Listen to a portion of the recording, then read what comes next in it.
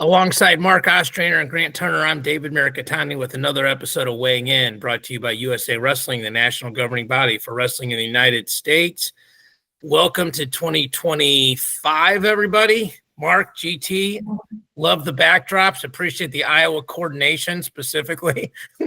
Just to remind me that even when I think I got snow in Iowa, there's levels. So, how much did you guys get, David? At least 9 inches. You haven't left the house yet either, have you? No. Not till it melts. There you go. That's the difference between Iowa and St. Louis people. St. Louis people will stay in their house until it melts, where Iowa people will go out and shovel so they can go out and do things. But you guys also, to be fair, are way more prepared. I did go to Iowa State, and I go to Iowa fairly frequently, and it's just a different game. And I will say this, they did predict accurately what was going to happen here. So I did get out in front of it, got all kinds of good keto food in the house, plenty of Mountain Dew Zero, 2 cases of bottled water. So I'm prepared. And, starting tomorrow night, there's something good on TV. Tomorrow night's one of the best high school duels of the year on is Sem and McCourt. That has a big impact on the national rankings, a big impact on Hall of Fame duels. And also Coach Robinson wrestled for my father and I. So you guys both know that when your formers are out there doing well, you're rooting for them. So Good morning, Grant. Good morning, sir. GT and I were sending emails yesterday, finally got some things resolved on an issue that had taken way too long. So lots to talk about this week. I think for people paying attention, I think, we're going to talk about Scuffle. We'll talk about the Northern Iowa, Nebraska duel, probably pick a duel or two. But let's start with this. The proposal of 5 years of eligibility. Mark, you and I have gotten several texts about the JUCO eligibility. I guess my official position on that, we'll talk about the JUCO eligibility in the 5 years. My official position on the JUCO thing is I think it's a small option for people, but I remember talking to Rob Cole when he was sending guys to Finger Lakes for a year. I think where you're going to see the JUCO thing is next August when all these rosters have to clear out. And kids are going to go in the portal, and if they can't find a home at a different Division I or go Division II, this JUCO thing is an option. What we don't have clarification on yet is a couple things. Number one, do you have to go to JUCO your first 2 years for them to not count? Okay. And number two is, do you have to graduate with a degree from a junior college? Because it used to be you did if you didn't make the clearinghouse. If you were clearinghouse eligible coming out, you didn't. So I would assume that part stays the same. But I also think you can't just be taking, oral communications as a 5th year, like a 4th year junior, just to hide a year of eligibility. Because there's after 64 credits, theoretically no classes from a junior college count towards academic progression. So your thoughts on any of that? Yeah, I've always looked at it since this came out is that it would help junior colleges immensely because we used to be able to get the blue chip kids that academically weren't ready for Division I. So we would have guys like TJ Williams, who was a 3-time NCAA national champ. We would have guys like Tony Davis that, was a national champ, Division I. So, and it was fun to get those kids in the room because then your other kids were learning from really high level talented kids. And it made you feel like you made a difference, especially when you were able to get them a degree at the junior college. You felt good. Parents were happy. So yeah, that part was fun. I don't think it's a bad idea if they go junior college, especially that they've capped the teams, because they're just so many teams that have Division I wrestling right now. I think it's going to help Division II, Division III, NAIA. I think it's going to help everybody, to be honest with you. Because I don't know if a year of junior college is going to open up a slot for a kid at a 4-year school if he wanted to go to one of the top schools in the country anyway. So unless they win, nationals, obviously, and look like they go out to these opens. But the problem is they can go to these opens and wrestle, but you're not seeing the best kids from the Division I schools wrestling these anymore, where you used to be able to go out. I remember when Tony Davis wrestled against Zadok, at the Iowa State Open. And Tony just beat the living daylights out of him. And, that was just everybody wanted Tony Davis beat Bill Zadok or Mike Zadok? Mike. Tony Davis beat Mike Zadok in college. Yeah. Yeah, Iowa State Open. Mike was a freshman. Tony was. I don't care. Okay. Tony Davis was, obviously really, really good. Yeah. So, GT, I think we get a little myopic and think about this in wrestling terms. This is obviously all built for football, right? And so if you think about football, it makes a lot of sense with these 85 full rides and people, literally every kid on the team getting some form of NIL probably on top of full ride. And now it's maybe a little easier to hide maybe a 4-star recruit for a year because, they can, I don't care what anybody says, these schools can give the JUCO the money, and then the JUCO can NIL the kid so they can keep him happy for a year. And he's also 1 year closer to being NFL eligible. So your thoughts on all this? And you're obviously in the middle of recruiting, like actively recruiting as a college coach. There's so much going on with the JUCO eligibility side and the 5th year of, NCAA eligibility, along with like all the schoolwork and degree options that kids are getting during that time period. There is so much to the college landscape of athletics now with the NIL and potential kids making money all the time. I've heard some things like either through like ESPN or Fox Sports that like the amount of like tampering with college kids is run rampant in the major sports. You have guys that are just like a one and done. They go into a new school for 1 year, whether it works or not. Then they go on to another place if they're a highly touted recruit, so they can like basically bebop around for however many schools that they want to be able to get to. There is so much to this. And if we take to the wrestling lens, we're also dealing with roster caps here shortly.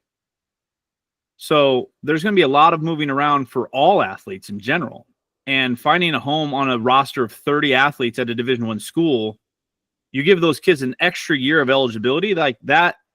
Like we got Mark Ostrander for 5 years. If you're the man, which I know Mark is the man, and I would have recruited him out of high school too. We would have been NIL and Mark like crazy. Oh, yeah, right. Okay. Funny, guys. But you were a late bloomer, Mark. We love you. I was a late bloomer. But should have recruited me when I was 35. I was winning open tournaments. That's when I was blooming. GT, I recruited him when he was 57 to help me with the rankings. See? But, I think, but if you go out and put it into today's terms, Marcus Blaze, Jax Forrest, Bo Bassett, Ladarian Lockett, like some of the, and once again, not to put anybody else not on this podcast, but like some heavy hitters. Yeah. You're committed to five years of that, potentially, if you're a Division I institution. You are like, and that's going to take up one of your 30 spots for 5 years. And your NIL money for 5 years. Yeah. And all of that comes along with it, right? So I think that there's a lot of things that can be beneficial to the athlete, but the universities are, they're going to have to take a look at like who they're going to bring in every year. And if you're going to recruit out of high school and you're going to get somebody that caliber, they're on your team for 5 years. Yeah. So first of all, I want to make sure I brought the subject up. None of this has been approved. The only thing that's been approved is roster caps. Okay, the 5 years hasn't been approved. The JUCO thing hasn't been approved. But as you guys are making points, I wrote down 3 things. 1 is the money, 2 is the academics, 3 are the records. So the money we sort of touched on, right? Like, and all joking aside, if Mark's the oldest of us, so if he was recruiting me or Grant's the youngest, and we commit X amount of legal NIL dollars to Grant, we're now on the hook for a 5th year of that. Okay, that's one thing. And so I think theoretically that's bad for wrestling. Like I was talking to a father the other day, and he was saying how he hopes the Olympic sports peel off. And I'm like, you should not hope for that. If the Olympic sports peel off from football, there's a problem because they're not. I'm friends with a bunch of college coaches, but I don't think they really understand basic economics. If you look up the salaries of these coaches, and it's public because they're state employees of any university, and then you add their recruiting budgets and their bonuses and everything else, and then the ROI they're bringing back to the school, they'll run a deficit. Okay, so wrestling, lacrosse, basically 90% of the sports run deficits. It's socialism. We've talked about this. They're all getting a piece of the football pie. It's like when you watch these college football games, if you're a wrestling fan, you need to root for the schools that have wrestling. So the second part I think is interesting to me. I'm not Kyle Klingman. I'm not Jason Bryant, but I do respect the history of the sport. And if there's 5 years of eligibilities, and GT mentioned some of the heavy hitters, and, like he was quick to say, look, that's not all of them, the PJ Dukes and the other kind of people of the world coming in. All these kind of guys would now, the norm would be you have a chance to be a 5-time national champion. Like Starace, unique, first one through. A bunch of guys have been 5-time, not say a bunch, several have been 5-time All-Americans or the opportunity to do so. I think like Jay Nyerman was kind of in that first class and was just literally too banged up to basically walk right, much less wrestle. But like Keegan O'Toole is on pace to be a 5-time All-American, and he was probably the youngest that could do it. His true freshman year was the free year. So they wrestled him. They were going to redshirt him, and he took 3rd. He was good, really good right out of the gate. But I think the records are going to be skewed. Like, I really like football, and like you look at like the Saquon Barkley thing, like him versus Dickerson and the rushing record. Well, he had an extra game. They sat him, so he didn't get it. And he also sat out a part of another game. I don't want to get into the weeds of that, but a record for 16 games and a record for 17 games shouldn't be the same, but they just put them together. So the other records like pins, like they changed the 3-point takedown, like people's bonus percentage now is going to be way different. So there's a bunch of that. The one redeeming thing is this: academically, kids should be able to get master's degrees or really close to them. If you're there 5 years and you're not just taking 12 hours a semester to scrape by to barely graduate as a 5th-year senior, if you're even taking 15 hours a semester, that's 30 extra credits. That's basically a master's degree. So we'll keep an eye on this. And when I don't want to say for you guys, because I think we have a very bright audience. We have people that really love wrestling, and we don't just talk about why Grant was 2 takedowns better than David. We talk about other things, but I think it does have far-reaching effects. So I think people should keep an eye on it because it will matter. The other thing people should understand is wrestling doesn't have a vote. This basically has to do with football and everything else. All right, Mark, I'll let you decide where we go next. Do you want to go to UNI, Nebraska, or do you want to go to Southern Scuffle results? Let's go UNI, Nebraska. Okay, so I must have misunderstood because I thought it was coming on at a certain time and it was on apparently an hour earlier. I missed 125. For people that didn't see it, UNI beat Nebraska, beat them 7-3. Keckheisen basically iced the duel. There's an absolutely fantastic meme of Keckheisen's pin. GT, have you seen this with the people in the background?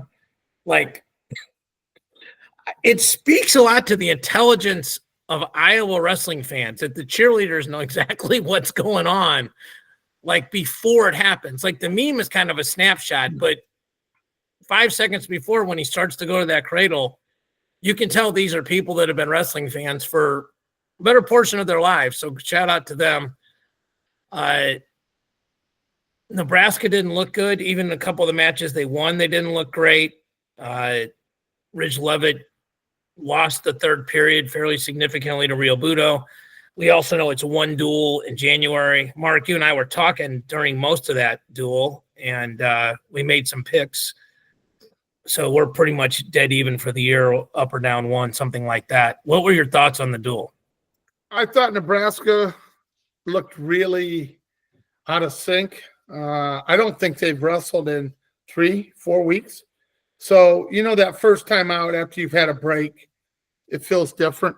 I think the third period absolutely killed Nebraska up and down the lineup. Even the matches they won, they got tired, and you and I did not. So, but yeah, besides that, actually some of the wrestling was really good and high level. So it was fun to watch. It was a really good duel to watch because it was competitive. Even the matches you think would probably be a blowout, like 149 with Rich Lovett, and he was blowing them out. It was 10-2 going into the third period, and all of a sudden he won 12-9. So it got really interesting, there. He got tired. So I think it's an outlier. I think Nebraska will still be really, really good. They just got to get their legs back under them after a long layoff, and I think they're going to be wrestling Minnesota here real soon. I think you'll see a different team on the mat. GT, I don't know if you saw the duel or not, but I'll read the results quickly to people. Trevor Anderson upset Caleb Smith. Van D over Farber. Cale Happel beat Hardy. That's an upset, not of epic proportion, but somewhere like around 5-9 beating 5. Lovett over Rio Budo, we talked about. Ryder Downey beats Antrell Taylor in overtime. That's a flip of the Cliff Keen finals. Jack Thompson beat Minto, no Bubba Wilson, in overtime. So technically that was a pretty good match for Nebraska. Lenny Pinto beats Sima 6-5. Keckheisen with the cradle over Allred. Wyatt Volker beats Cam McDaniel. And then Lance Runyon beats Harley Andrews. So 7 matches to 3, 6 decisions, 1 fall by Keckheisen. Your thoughts on this, Grant? Well, I think you and I wrestled extremely well. I think it was a really, really good showing by Northern Iowa. I think that they wrestled as good, if not better, than what they normally would have. I think the biggest thing that I would take away from that is, basically a top 10 matchup between Cale Happel and Hardy. Being able to that's a really solid, cool match to watch if you're a collegiate wrestling fan, where you're getting 2 top 10 guys wrestling each other. I think also how close Robuto took it to Lovett made that a really good match. I think everybody knows how good Taylor and Downey are. That's another top 10 match between 2 extremely good kids. And once again, that leads it to our pandemonium of 157 again, where, it could be anybody's national tournament this year with how those matches are going. I think, Pinto, Sima, great match down to the 6-5 match. Really, really good to see. I mean, Parker Keckheisen puts another exclamation point on a Big Ten champ in Silas Allred. Once again, Allred's a really good wrestler. So if you saw the actual takedown, sweep single to a near side cradle, it was pretty legit. So super legit. Yeah. But I like to see the younger kids of Northern Iowa, like Trevor Anderson, Wyatt Volker, making some runs and beating some guys in some big duels, especially at home for them. So once again, I think Nebraska is still a really, really good tournament team. I think that they're one of those teams that has 6 to 7 guys that are probably going to be rounded 12, if not All-Americans, where it's, You could see Caleb Smith being an All-American, Antrell Taylor being an All-American, all Reds right there. Pinto, Love it. Hardy, love it. Yeah. Van D, they're all in that range, right? They're all very capable of that. And I think that you can see them through the Big Ten schedule having great matches with those guys. But I just think that just wasn't Nebraska's night, and New and I showed up in a big way. That's a great summary. Mark said this, and I was talking to Willie Saylor, and he said the same thing, that Nebraska historically has not wrestled great coming right off the Christmas break. And Mark, we'd have to look at their schedule, which I guess I could look at while we're talking here, but that it does, they might have a more significant time of break than a lot of other programs. And you said it right. First time back is real. Ring rust is real. The other thing I think is for Northern Iowa, they got momentum right away, right? When Trevor Anderson beats Caleb Smith, right away, okay, we're in this. And then, okay, then it's 3-3, and but then they win 41. And then it's 9-6 at the break. They win 57. And you and me talked at the break. You're like, they're going to win the duel. And you're going through the math. And I was putting stuff away. So I was walking around. I wasn't looking at it, but you were. And I'm like, as usual, you're right. I also think they just got momentum going, right? You guys have coached. And by the way, GT, good luck in this weekend, right? Those are. Am I correct that the national duels are this weekend? Yeah, the multi-division national duels are up in Cedar Falls this weekend. Yeah, so same spot. But it just brought up in my mind how many duels you guys have won, and you get momentum. And theoretically, they're 10 separate matches, but they're not. I mean, we've all coached and wrestled in ones where we've won 3 in a row and 2 of them we weren't supposed to, and we've lost 3 in a row and 2 of them we weren't supposed to. So I think another thing to keep in mind, especially at 41 and 57, is this will have a big impact on seeding at nationals. If Ryder Downey wins the Big 12s, he cannot, wherever Antrell Taylor finishes, he's going to be above all those guys at NCAAs. So, the Northern Iowa guys become Nebraska fans now. They want Antrell Taylor to upset Tyler Kasak. They want Brock Hardy to, at the very least take third over there behind Mendez and Bartlett. And, those are sort of pecking order things that get set up. So, Mark, you look like you have something else to say before we go to Scuffle, or no? Well, it's just, something that Grant brought up, and the way he said it made me think of back on the duel. One thing you and I did really, really well, which you don't see from a lot of teams these days, is they fought that first period really hard, and they made it really hard on Nebraska. And Nebraska got ahead at 125, 133, 141. They got out to the early leads, but they had to fight tooth and nail for every single point that they got. And Anderson really made it really hard on Smith to score that first takedown. And you could tell it took something out of the Nebraska guys. So when it came into the second and third, it wasn't as hard for you and I to finish the matches off the way they wanted. And that's the difference. That's what I saw. Yeah, I agree with both of you. I think Grant said it right about Nebraska. They're still a really good team, a really good tournament team. And not that you disagree with that, Mark. You said that to me privately when the duel was over. So I don't think they're going to get knocked down a little bit in the rankings, but there's a long season to go, and you can certainly bump your rankings with a Big Ten wrestling division or dual schedule. So you're fine. For Schwab and those guys, big win. I don't think they've beaten Nebraska since 1991 or something I saw. So big win for their program. Doug's a guy that works really hard, so I think it's kind of hard to not root for those guys a little bit. I guess they're considered a mid-major, but, they're ranked top 10 this year, and that's significant. And Sunday afternoon duels are kind of cool. it's like one of the few things I would turn football off for, even the playoffs. I'd rather watch that, but wrestling. So, all right, we'll go to Southern Scuffle. Not going to break down every single bracket. I think some big takeaways are this, at least for me. Number one, it's kind of it's nobody's fault, but it's kind of sad how good Midland used to be and Scuffle used to be. And now with Soldier Salute and then more coaches just giving kids time off for the holidays, none of these tournaments are what they used to be. And that's just a fact. Second of all, I'm a big supporter of the military. Congratulations to Army. Like, they win the tournament, and you can only wrestle the people that are in front of you. So congratulations to them. And then we can just talk a little bit about the weight classes, individual results. I'll just read off the results real quick.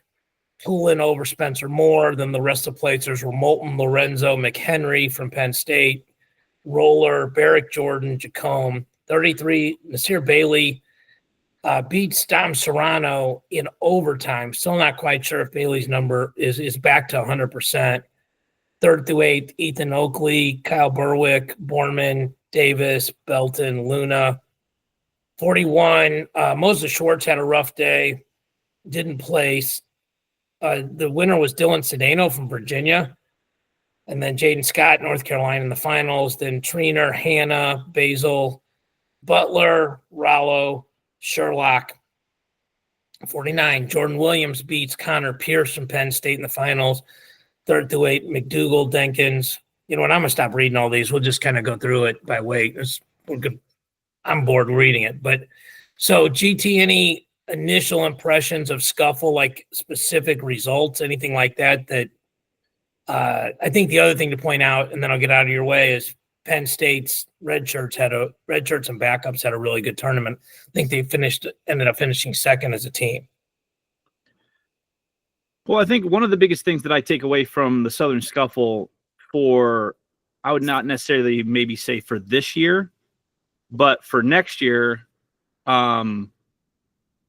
basically Ryder, Marisola, and the Penn State team wrestled really well against some competition, right? So like some good matches there, especially for kind of what you think maybe Penn State would look like with some of those younger kids. I think that's one of the biggest takeaways for me. I thought, as far as like somebody else that I hadn't seen in a while, it was good to see Jordan Williams back in action. Always been a big fan of him. So being able to like see him go out there and wrestle really well. It was cool to see Nasir Bailey win it as well. We all know how capable, like he was in, the All-Star Classic this year. He's had some good matches already. But yeah, just that was a good one. And then also shout out to like Tennessee Chattanooga with the champ. Don't get to necessarily see a ton of their matches. Just for me, it's maybe just a lack of effort. It's nothing against their program. Just haven't got a chance to see those kids very often. So, but it's definitely something that you take recognition of because beating Gavin Sachs, who's been good wrestler for North Dakota State and then transferred to Oklahoma this year. It's a good win. That's a really good win against a guy that's a top 12, round of 12, top 10 type guy. He was literally a round of 12 guy. So you're absolutely right. Yeah. So, I think that there's things to take away from all of these different tournaments, to not necessarily group them all together, but once again, you can only be as good as the guys in your bracket, and you go out there and you put the next match in front of you. So between Midland, Soldier Salute, Southern Scuffle, Reno, all these tournaments that basically the kids go to over the holidays, Southern Scuffle is still a really good tournament for the guys that go, get matches in and wrestle whoever's in front of you. So really big thing for that. Also, once again, another person that I don't necessarily know much about would be the gentleman from Brown at 157, Blake Saito. Yeah. Yep.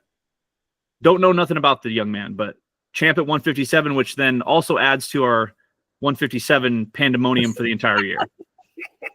Yeah, it's very cool seeing Chad and Brown having champs. I think those are great points. Marco? Yeah, I thoughts? mean, I guess I'm old school. I miss the old days with the scuffle when you had Penn State, Oklahoma State, Minnesota. I remember Stanford was out there that one year, and we got to see, a true freshman wrestle against Vincenzo in the finals. And we both looked at each other and said, kid from Penn State's going to be really, really good. And he turned out being a national champion. Yeah. So it's just different. I mean, you're seeing some younger kids wrestling. It's still competition. It was nice to see Penn State, what they got coming up.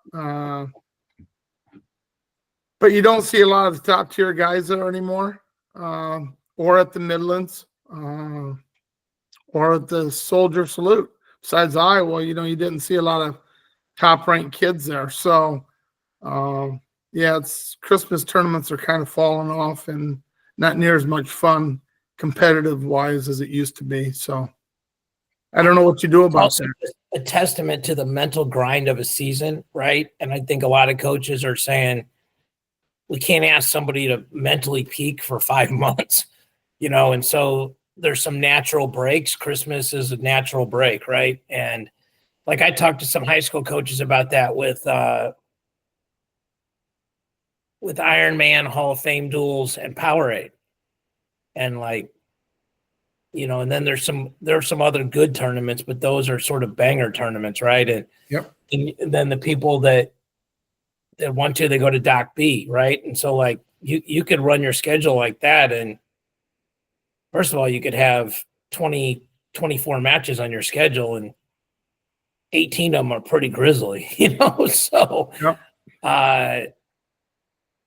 That down this rabbit hole, but I'll just say this: there's some people you got to work with better people to get better. That's not always true. Sometimes you just need to win. Sometimes you need to win in practice. Sometimes you need to win matches. Sometimes you need to see the things you've been working on work.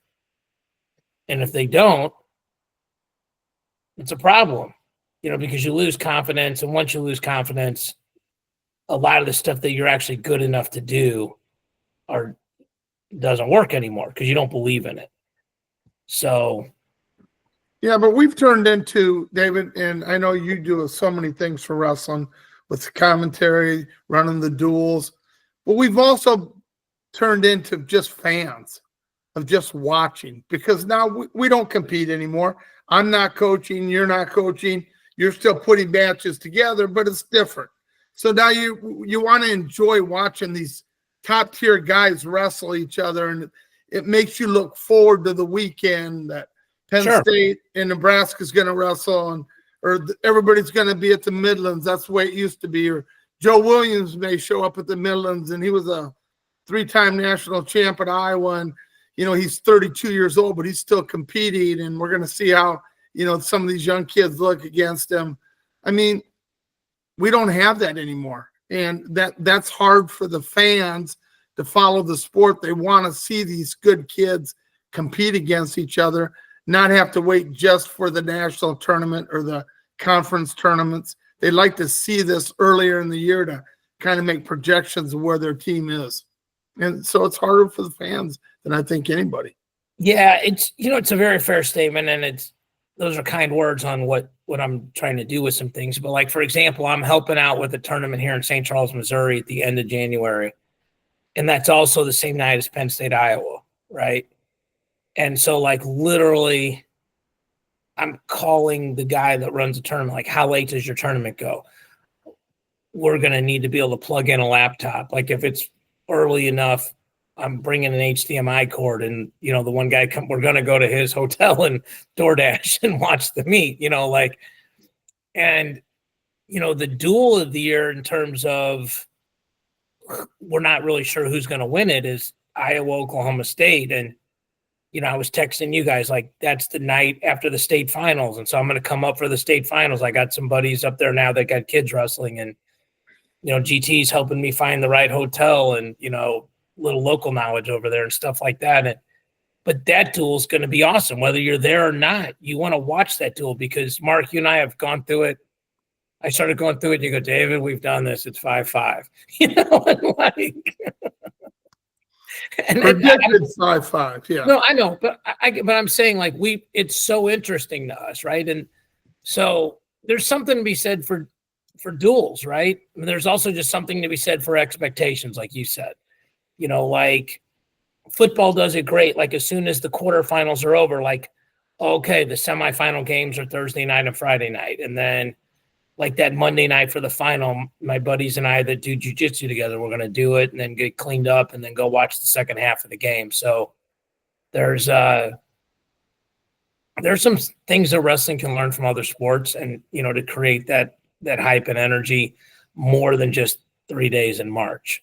So anything else before we put on let's go through the rankings real quick. Okay. So the other thing, here's the big upsets for the week. So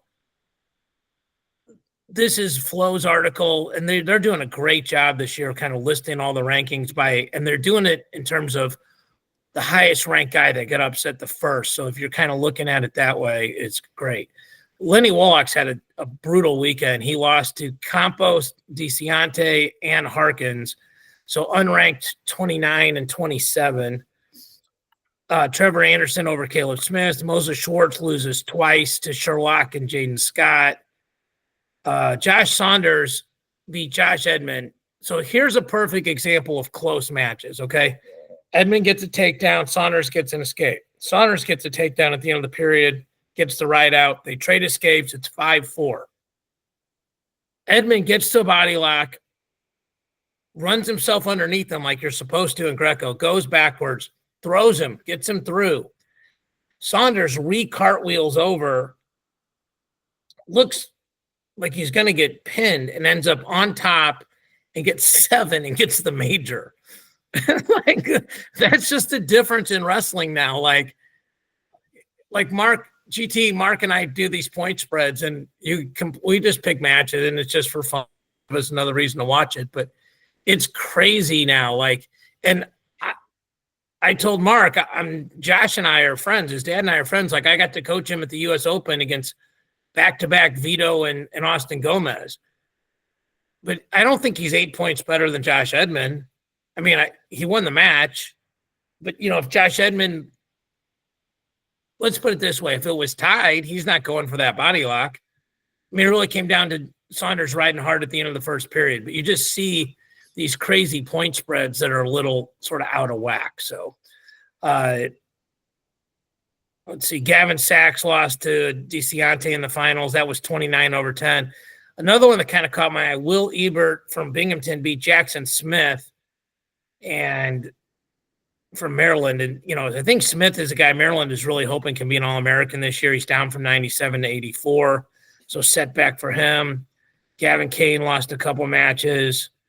And then the rest of them are kind of like guys in the 20s losing, which no disrespect, but those don't move the needle a ton. So we'll go through the rankings real quick. Let me pull up this, do this. So shout out to CT Christian Thompson and Matt Kings. Just started 25. Caleb Smith falls from 8 to 5. That's kind of the big move. Renneria moves up. Oh, Renneria beat McCrone. Yep. So Renneria goes from 10 to 13. McCrone, 13 to 10, and McCrone drops from 8 to 12. So they all have Renneria still above McCrone, so it's a body of work thing. Our guy Luke Lilladale is slowly creeping his way up, and Jacob Moran moves up too. He had a good win. 33. Very, very little change of any significance. Noto got beat. He got beat like 8-0. And I just think he's a 25-pounder because he's just kind of getting horsed by some guys. Braxton Brown was the one that beat him. So Maryland kind of had a weird weekend where they moved up at 33 and fell at 84. But really, that's the only major movement there. 41, Von Bar falls. Composto moves up. Chris Cannon's moving up. Hayden Drury's moving up. Oliveri with a big move. Moses Schwartz drops 10 spots, which is probably about right, Mark. I feel like that's probably what we would have done when you're the 1 seed and you don't place in the tournament.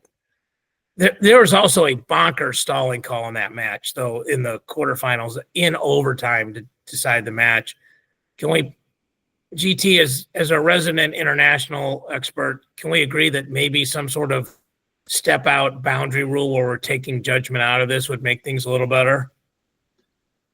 I mean, I don't think so. Okay. I think it's interesting from the standpoint that, like,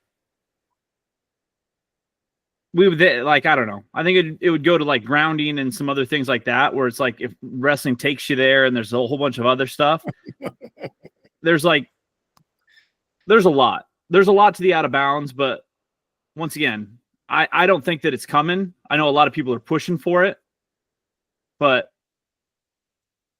I mean, I don't know. It just seems like we're giving away points just to give away points. Grant, I got one question for you because we're on 149. They got Pinero Johnson ranked 7th right now. He has not wrestled a match yet at 149 this year. Echemendia he had been ranked up as high as, I think, 6th. Have you heard anything what's going on there? Echemendia got banged up a little bit. Are they descending him down to 141? Or what are they planning on doing there? Because they have Frost in the rankings at 141. Yeah, I don't know. I think the other thing that we have to continue to look at is a descent plan. Like, I don't know what Pinero's been weighing in at when he's been wrestling 157. So if he's like hovering, like in wrestling underneath weight class at 157, it might be easy for him to get to 149. And once again, we've talked about Iowa State a bunch on the podcast. They have lineup problems all over the place with injuries. People taking red shirts or injury red shirts. They've lost Uten. They've lost multiple guys throughout their entire lineup. And just to like see where they're going to fall at, maybe it's a second semester move for Pinero. Maybe they feel like that he would be better at that weight class for them. I mean, personally, I think Pinero's really, really good at either 49 or 57. I'd kind of keep him in the same position at either weight class. It's kind of wild to say, but kind of on that fringe All-American 8th, 7th. But we all know like that, last year, Dave, he almost lost his mind when he wasn't ranked number 1 in the nation, and you guys went over your little ranking war where everything was happening. Don't say little ranking war. Don't diminish the point. Do not do that. We're friends. Right. No, of course. He beat Yanni in a duel. Yanni was a 3-time national champ at the time. Why wouldn't you put him number 1? He was undefeated. Listen, we won't go into the ranking war of 2024. But I think it's something that if you look at the rankings right now with this weight class, I think that there's a lot of talent at 49, and I would say that there's probably less proven talent at 57 comparative to this weight class. Let me jump there so we can talk about it. Yep. Yeah, of course, right? Like Meyer Shapiro took 3rd, Kasek took 3rd, Ryder Downey, I think, was 7th, Antrell Taylor was 7th, and then everybody else on down hasn't placed. Teamer took 2nd, okay, but you have 1 finalist there. And you compare that. Great synopsis of both weight classes, but I think it's maybe a team move to get Chittum into the lineup as well. Yeah, their best lineup, if everybody was healthy, is Terakina, Frost, theoretically, Swiderski or Echemendia. Swiderski got hurt, so now I think they're hoping Echemendia goes down, and then Pinero, and then Chittum, and then MJ, and then on up the ladder. And Mark and I were talking off air. Iowa State's going to be really freaking good next year. I think they're preseason top 5 next year for sure. They might be top 3. So yeah, maybe 2. Yeah, it'll depend on portal, but Iowa's going to have some guys coming back, and Penn State will obviously be number 1 again. All right, just to keep it moving, Teamer of 157, Tommy Askey drops from 6 to 10. Jared Hill moves up. Jude Swisher was the number 1 seed and did not win Scuffle. 65, no major movement in the top 15. 74. So Patrick Kennedy is new, but basically he's more or less taking the Nelson Brand slot. We could probably talk about that for 20 minutes. We'll keep it moving. Garrett Thompson moves up from 11 to 8. Sachs drops from 8 to 11. Not good for OU. They have nobody projected to be an All-American now. Wask moves up from 16 to 12. Pinto moves up. Pinto got pinned and moves up. That's interesting. Or no, I'm sorry. Pinto didn't get pinned. I was thinking of Allred. Okay. Wolak's who was 4th and now is 16th. 16th. And then Sima lost to Pinto. That's why that happened. Sorry. Yep. Okay. My bad. 84, no substantial movement. 97. Andy Smith goes from 11 to 8. Salazar goes from 6 to 10. And then 285, Slavakowski goes from 7 to 10. So the team scores, Penn State, I'm going to round these for people that are listening or watching. Penn State 141, Iowa 93, Oklahoma 87, Minnesota 59, Nebraska 52, Ohio State 48, Northern Iowa 47. They're up to 7th. Virginia Tech, because of Wolak, drops from 6 to 8 down to 45. Cornell, Lehigh is in the top 10 now. Iowa State is at 11, like we're talking about, but they don't have Echemendia in the rankings. And then Illinois is 13. Mizzou is down to 14. I think pretty much everybody knew this, but Rock Elam is out for the year. Keegan is out for the month of January.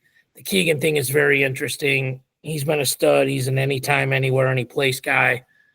But the first match coming off of January would be Dean Hamady, February 2. So that's something to keep an eye on. You know, Mark, you mentioned Nebraska, you know, coming off rusty. I don't know if you want to take a month off and run into Dean Hamady. I don't really care how good you are. Like, that may not be the ideal formula for success. So, all right, we're going to pick a duel, right?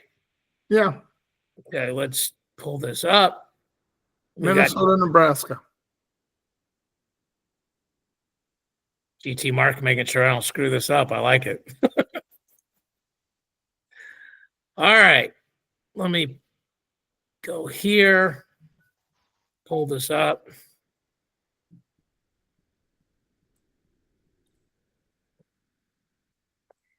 All right.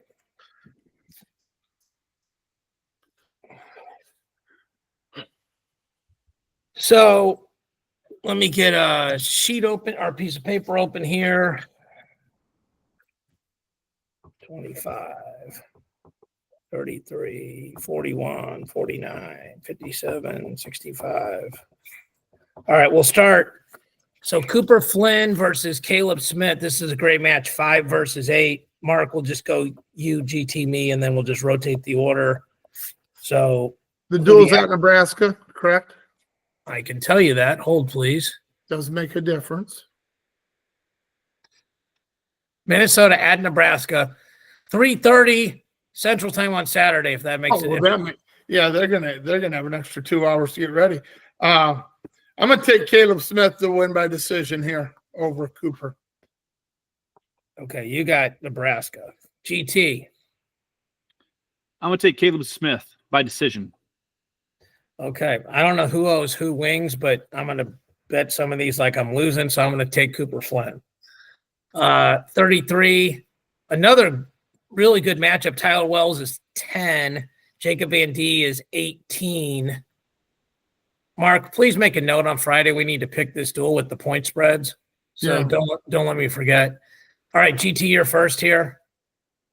I'm going to take Tyler Wells by decision. Okay.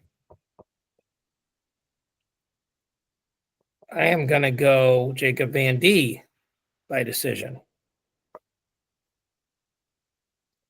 And I'm going to take Jacob Van D.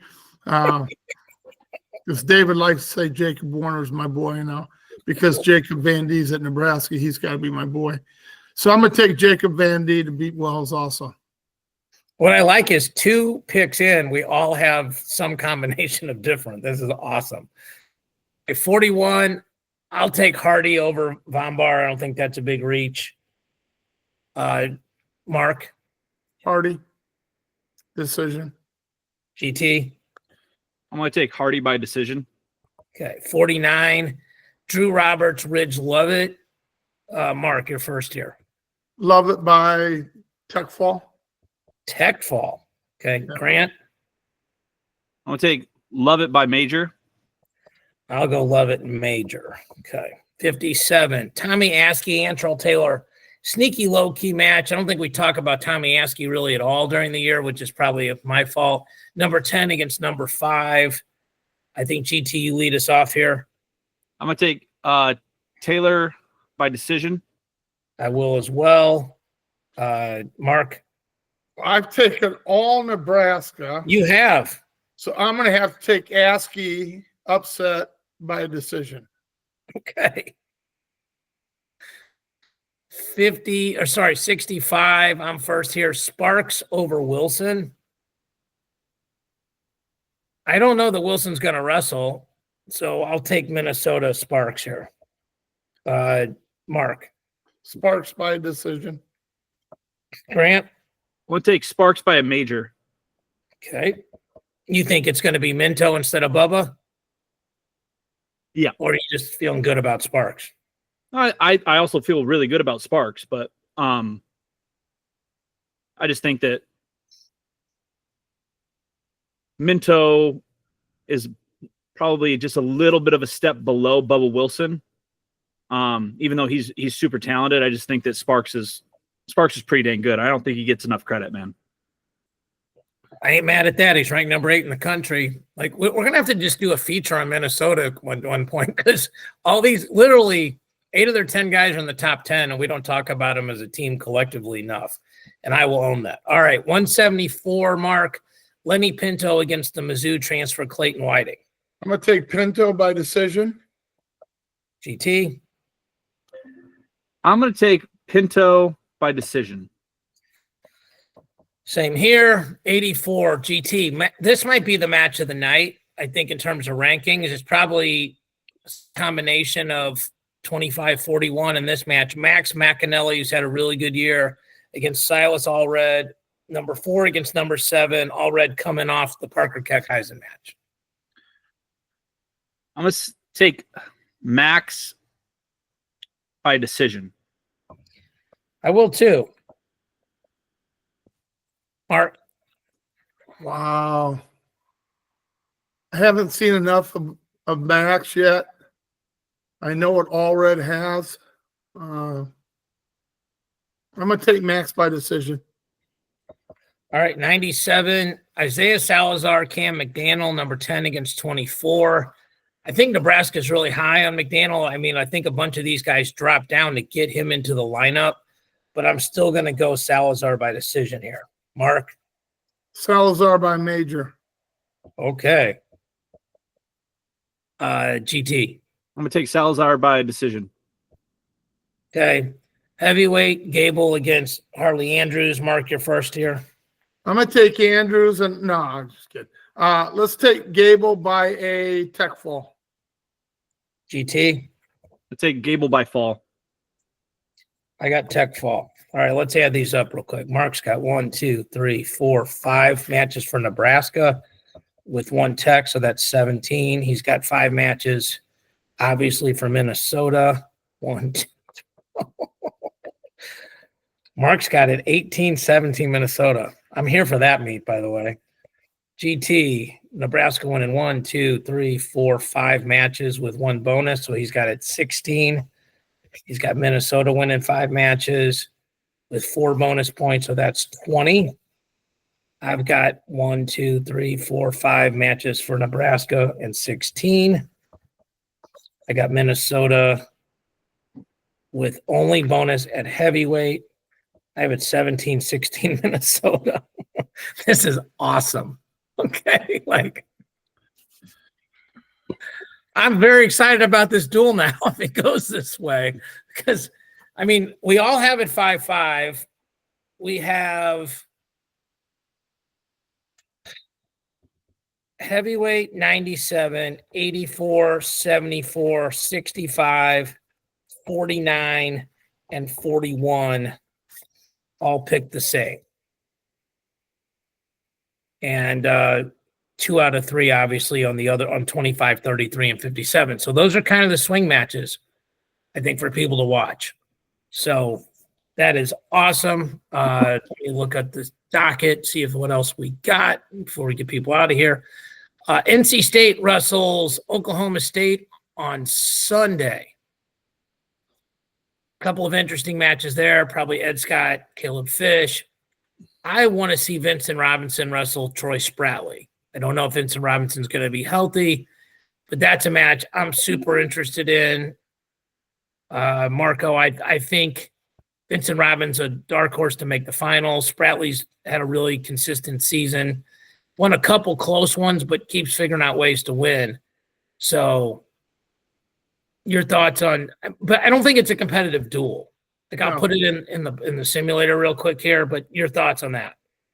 I think Oklahoma State is